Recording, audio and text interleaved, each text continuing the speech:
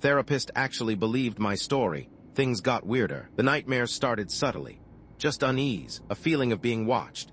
Then the tall man appeared. He was always at the edge of my vision, impossibly tall, his limbs too long, his face a smooth, unsettling blank. I'd catch a glimpse of him in the reflection of a window or at the periphery of my sight as I walked through the woods behind my cabin. I'd whirl around, heart hammering, but there would be nothing there. At first, I dismissed it as stress. My job as a software engineer was demanding, the deadlines brutal. I was isolated, living alone in the Appalachians after everything. But the visions intensified. They started bleeding into my waking hours.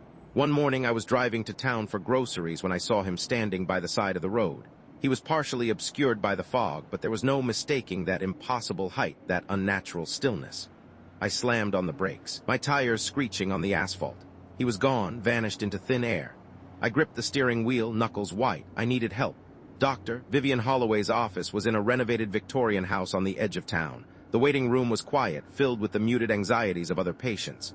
When she finally called my name, I felt a surge of relief mixed with a healthy dose of skepticism.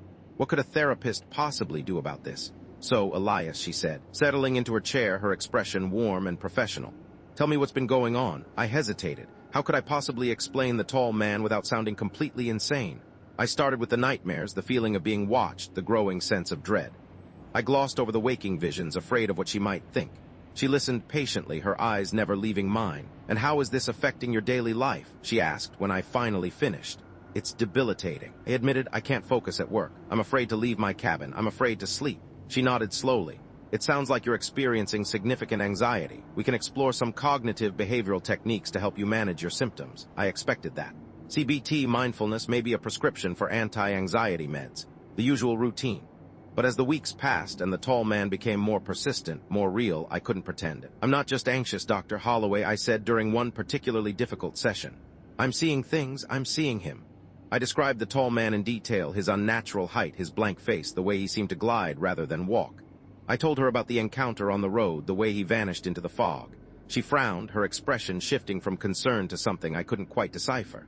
Elias, are you saying you believe this figure is real? I don't know what to believe anymore, I said, my voice cracking. But I know what I'm seeing. She paused, considering my words. We need to rule out any underlying medical conditions, she said finally.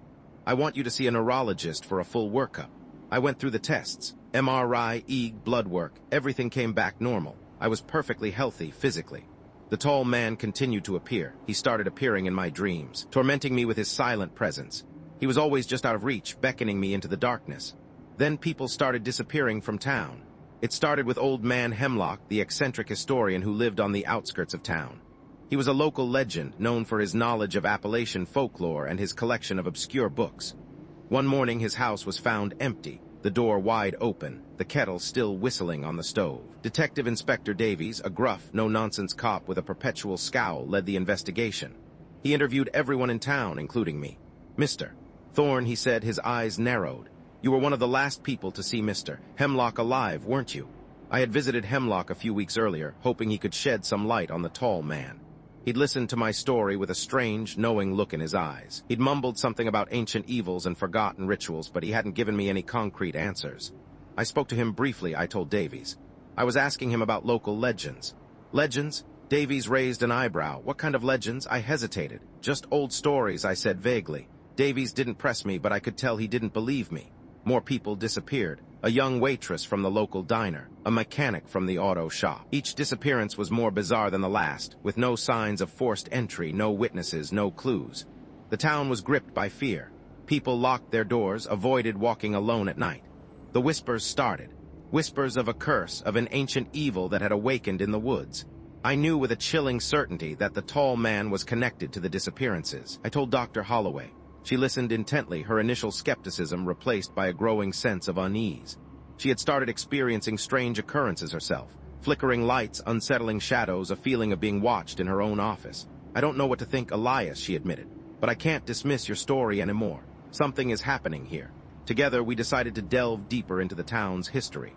We visited the local historical society, pored over old newspaper articles, and interviewed longtime residents. We discovered a disturbing pattern.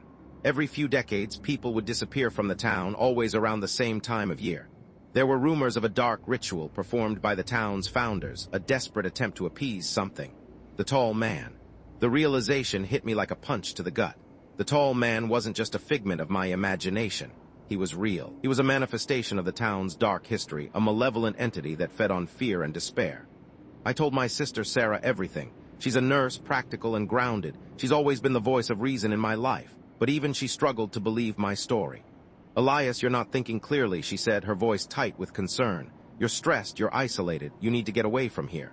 "I can't leave, Sarah," I said. "People are disappearing. I have to do something," she sighed.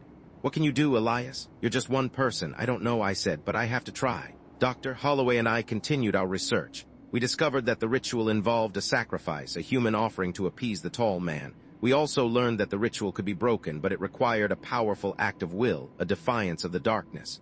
We knew what we had to do. We gathered what we needed: ancient symbols, protective herbs. A ritual dagger we found hidden in Old Man Hemlock's house. We chose a location deep in the woods, a clearing where the disappearances seemed to originate. It was a moonless night, the forest silent and still. The air was thick with anticipation, heavy with dread. As we began the ritual, I felt a presence, a cold, malevolent energy that surrounded us. The tall man appeared. He stood at the edge of the clearing, his impossible height silhouetted against the dark trees. His blank face seemed to leer at us, his silent presence a terrifying threat. I stepped forward, my hands trembling, the ritual dagger clutched in my grasp. I spoke the ancient words, the words of defiance, the words that were meant to break the curse. The tall man didn't move. He just stood there, watching me, his presence growing stronger, more oppressive. Suddenly, Dr. Holloway screamed. I turned to see her writhing on the ground, her eyes wide with terror. The tall man's influence was overwhelming her, breaking her will. I knew what I had to do. I dropped the dagger and ran towards the tall man. I didn't know what I was going to do, but I knew I couldn't let him win. As I reached him, I felt a surge of adrenaline, a primal rage that overwhelmed my fear. I lunged at him, grabbing his impossibly long limbs, trying to bring him down. He didn't resist. He just stood there, his blank face unchanging. As I struggled against him, then I saw it. A flicker of movement in his blank eyes, a hint of pain, of vulnerability. He wasn't invincible. He was just empty, a vessel for something else. I focused all my will, all my anger, all my fear into a single point. I screamed, a primal scream that echoed through the woods, and then everything went white. I woke up on the forest floor, the sun streaming through the trees. Dr. Holloway was beside me, her face pale but relieved. The tall man was gone. The disappearances stopped. The town slowly began to heal, the fear receding like a tide, but I was changed. I could still see him sometimes at the edge of my vision, but now he seemed weaker, diminished. I knew he wasn't truly gone. He was still out there, lurking in the shadows, waiting for the darkness to return. I'll never be the same. The line between reality and illusion is forever blurred. But I also know that even in the face of unimaginable terror, there is always hope. There is always the possibility of defiance, and sometimes that's enough.